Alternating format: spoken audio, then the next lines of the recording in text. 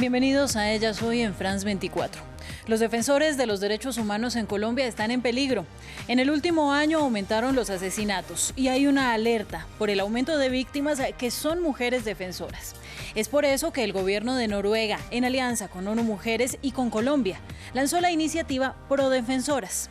10 organizaciones fueron seleccionadas para beneficiarse de un fondo de $5,5 millones que serán usados en las regiones de Cauca, Nariño, Chocó y Antioquia para la prevención y protección de mujeres lideresas y defensoras de los derechos humanos en el país latino, que velan por la paz y el bienestar de las comunidades vulnerables.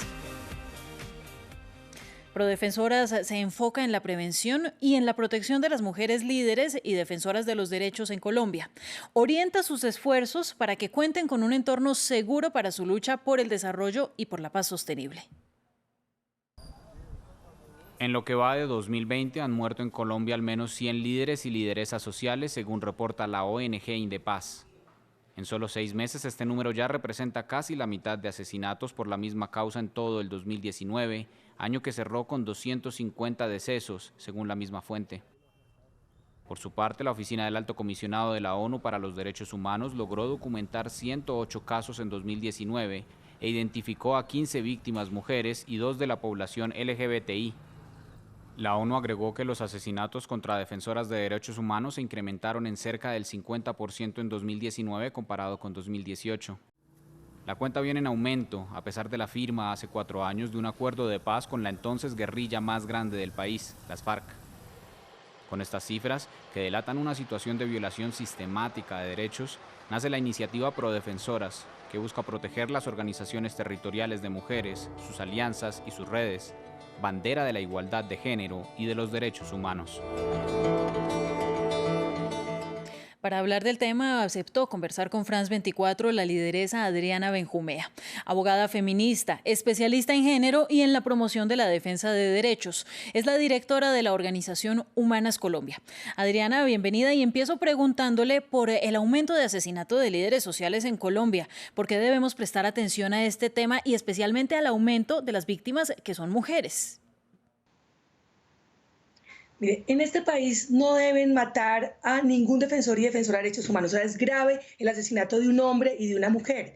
Sin embargo, hay una cosa que es muy importante y es que mientras socialmente el país puede construir 10 defensores de derechos humanos, solamente una mujer podría incluso llegar a ser defensora de derechos humanos, también por los roles de género, porque se nos ha entregado el cuidado de la casa, porque cuando una mujer sale a defender los derechos de otras, en sus relaciones de pareja pueden decirle no se vaya, no deje a los hijos y a las hijas sola, mire que si a usted la matan va a dejar a sus hijos huérfanos. O sea, hay una lucha y hay un esfuerzo personal, de romper incluso con los roles de género, de reclamos incluso familiares muchas veces, que las mujeres se enfrentan, que las defensoras y las lideresas se enfrentan, ponen, ¿qué es lo que le dicen familiarmente? Está poniendo en riesgo a su familia, a sus hijos y a sus hijas. Entonces, digamos, esa ruptura que hacen las defensoras y las lideresas son unas rupturas que cuestan años. Volver a construir socialmente defensoras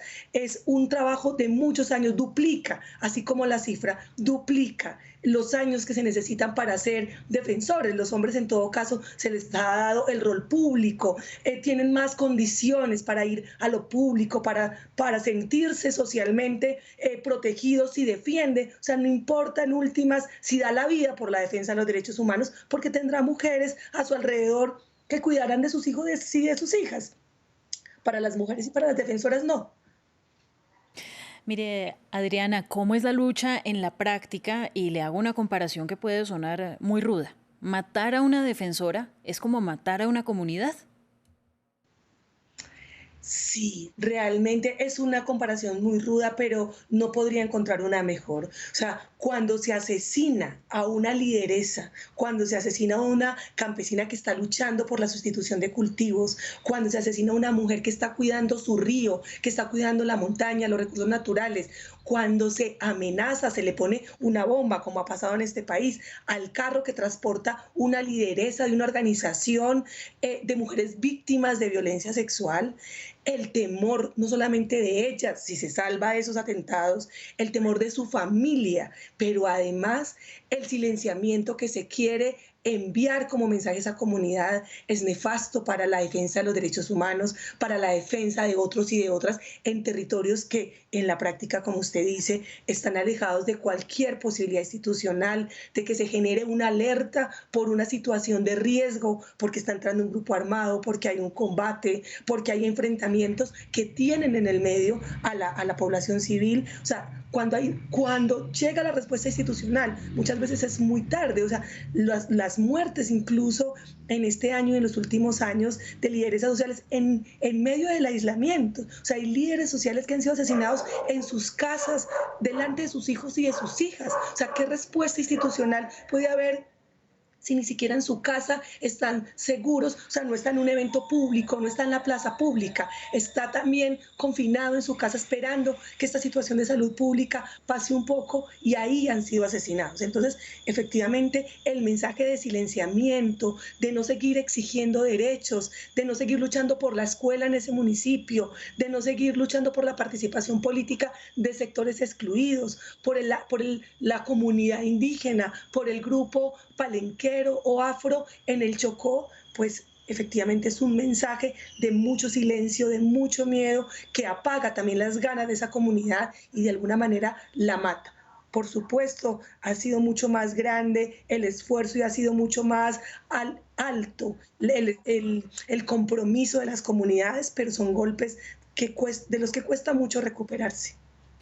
Mire, usted trabaja especialmente con desplazamiento forzado y con violencias contra las mujeres. Y subrayo esto último para preguntarle a qué se enfrenta una defensora que lucha constantemente contra la violencia sexual.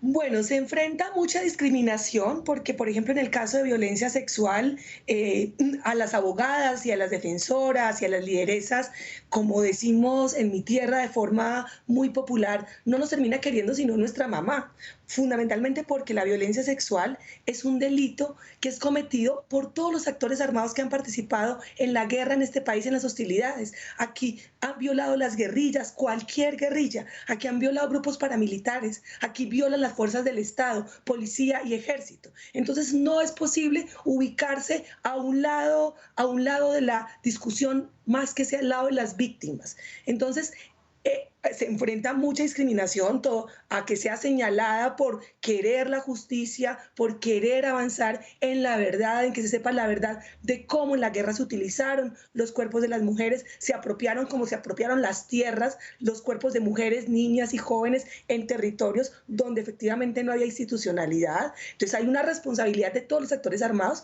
pero también hay una responsabilidad del Estado, que dejó abandonada a comunidades completas, a niños, niñas, familias completas, campesinos, mujeres jóvenes, pues a la vera de grupos armados que dispusieron del territorio, de los recursos públicos y efectivamente de los cuerpos. Entonces nos enfrentamos a discriminación, por supuesto, a persecuciones, y bueno, y a enfrentar también en el marco de múltiples violaciones a derechos humanos, la comparación de qué puede ser más grave, ¿sí? Que desplacen, que asesinen. O sea, es como una lucha entre víctimas también, que es muy difícil poner en la discusión pública, porque proteger la vida de las mujeres, de los hombres, de los defensores y defensoras, no puede poner en la balanza si es más grave secuestrar, si es más grave desplazar, si es más grave violar. O sea, son todas violaciones a derechos humanos, y ahí esa discusión pone en competencia los recursos, la respuesta institucional, los avances en justicia, y es también una lucha que es diaria y permanente, devolver a la sociedad la indignación de las múltiples violaciones de derechos humanos sin comparar para mirar qué es más grave que te pase. Mire, y con la presión constante de las mujeres que son cuidadoras y ahora defensoras y que hacen una tarea de riesgo que es altísimo, pues ¿cuál es el motor, el suyo como mujer, para defender comunidades con todo el riesgo que eso implica en un país como Colombia?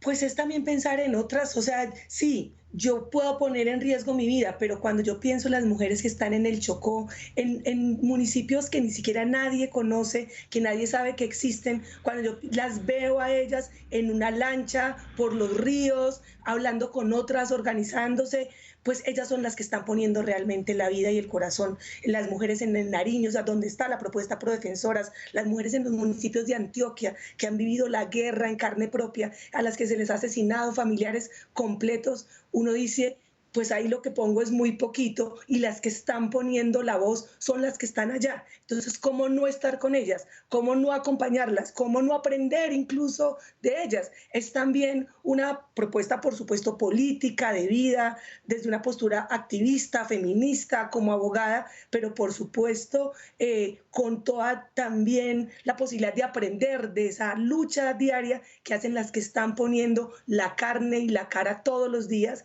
en ese río, en esa montaña, en esa choza que hace las veces de organización comunitaria para conversar y para hablar de cómo tenemos que seguir luchando por la vida de los defensores y las defensoras. Entonces, el motor es como pensar en que otras lo están haciendo más y mejor que yo y que en últimas tengo que aprender con ellas y hacerlo con ellas, porque sí, de verdad, juntas, allá, acá, desde lo que sabemos, desde nuestras experiencias, seguro que va a ser mejor y seguro que va a lograr prevenir otras muertes y seguro que va a dar lugar a que también nos cuidemos entre nosotras. Ese sería mi motor.